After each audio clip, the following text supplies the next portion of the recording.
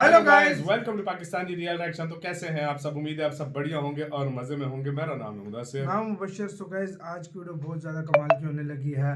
Video का जो title है वो है भारत ने अमेरिका के प्रतिबंधों की उड़ाई धज्जियां, बोला जो करना है कर लो, तेल लेंगे। वाह यार, मतलब भारत ने सीधा आंखों में आंखें डाल के अमेरिका को जवाब दिया। क्या बोला है सारा कुछ इस वीडियो के अंदर देखेंगे, बाकी बातें करेंगे हम बाद में। इनसाइड नॉलेज का वीडियो, इनकी वीडियो का लिंक मिल जाएगा डिस्क्रिप्शन में। तो स्टार्ट।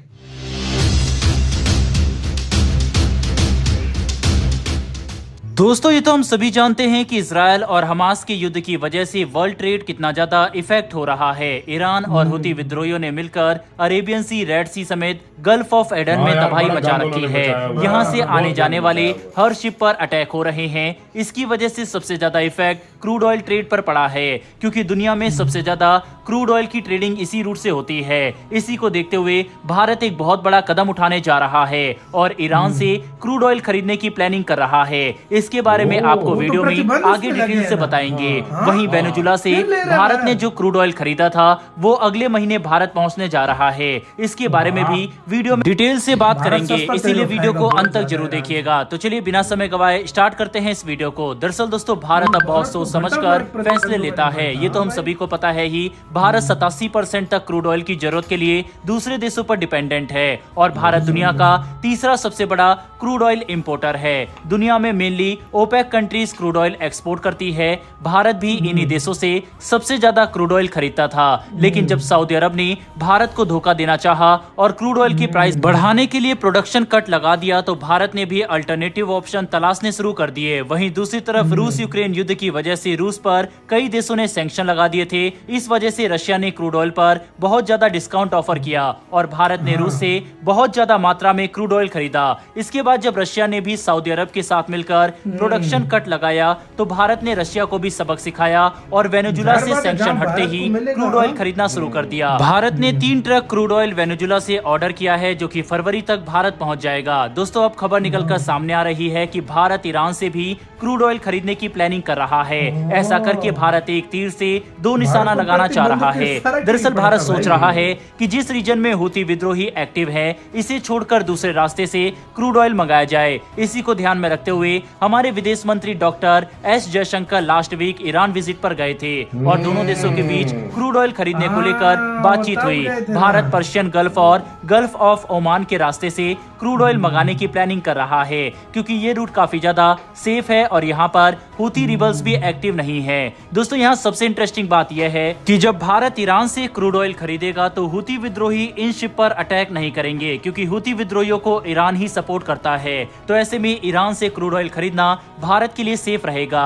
अब तक भारत ईरान से क्रूड ऑयल इसलिए नहीं खरीदता था क्योंकि ईरान पर ग्लोबल सैंक्शन लगे हुए थे और भारत ये प्रेफर करता है कि जिन देशों पर सैंक्शन लगे होते हैं उससे ट्रेड ना करे, क्योंकि इससे भारत के ग्लोबल रिलेशन इफेक्ट होते हैं। जबकि चीन एक ऐसा देश है जिसको इनसे कोई फर्क नहीं पड़ता, इसीलिए वह सैंक्शन के बावजूद भी ईरान से क्रूड ऑयल खरीदता रहा था। इसी वजह से ईरान में चीन का इन्फ्लुएंस काफी ज्यादा बढ़ गया है। 2023 के पहले 10 महीने में चीन ने ईरान से 1.05 million barrel per day crude oil खरीदा और इस पर चीन को भरपूर डिस्काउंट भी मिलता था।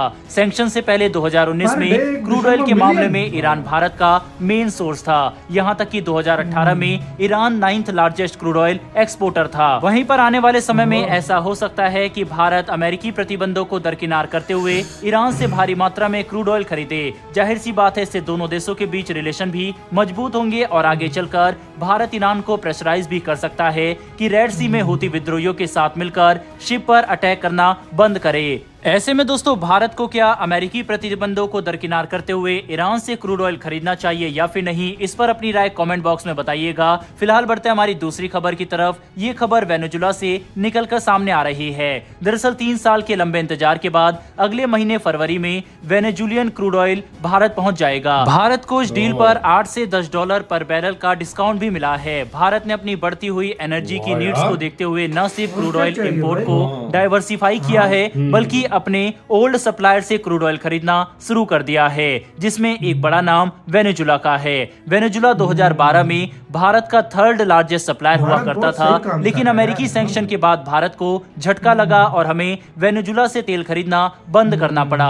अब सैंक्शन हटने के बाद हैवी डिस्काउंट की वजह से भारत रशियन क्रूड ऑयल के कंपैरिजन में वेनेजुलन क्रूड ऑयल को खरीदना ज्यादा प्रेफर कर रहा है। दोस्तों, भारत ने अपनी स्ट्रेटेजी से ये साबित कर दिया है कि क्रूड ऑयल की हमारी नीड्स की वजह से कोई भी देश फायदा नहीं उठा सकता। भारत के पास क्रूड ऑयल के लिए अब बहुत सारे ऑप्शन खुल गए हैं। जो देश भारत को डिस्काउंट प्राइस पर क्रूड ऑयल देगा, भारत उसके साथ डील करने के लिए रेडी है। यही वजह है कि ऐसी उम्मीद जताई जा रही है कि आने वाले 2 से 3 महीनों में हमारे यहाँ पर भी पेट्रोल और डीजल की प्राइसेस में कटौती देखी जा सकती है। बहरहाल दोस्तों, इस वीडियो में इतना ही। इस विषय के ऊपर आपकी क्या राय है, कमेंट बॉक्स में लिखकर जरूर बताइएगा। साथ ही अगर आप इसी साथ वीडियो खत्म। चाइना के बाद कोई दूसरा देश जो उठ के आया है, जो प्रतिबंधों को धज्जियां उड़ाना जानता है, वो है इंडिया। सही बात है भाई यार, मैं आज तक मैं मानता हूँ चाइना था इस चीज में, डरता मरता नहीं था, लेकिन आज इंडिया भी हो गया।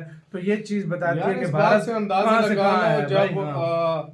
यूक्रेन की जंग शुरू हुई थी, पूरी दुनिया ने सैंक्शन लगा लिए, उस टाइम उसने ले लिया। तो अभी तो ये तो कोई इशू ही नहीं है इतना। सही बात है, सही बात है। मैं बता रहा हूँ, देखो हम इंडिया वही करता है। देखो, हम इसमें कुछ नहीं कह सकते। इंडिया वही करता है जो उसके देश के लिए सबसे बेहतर होता है।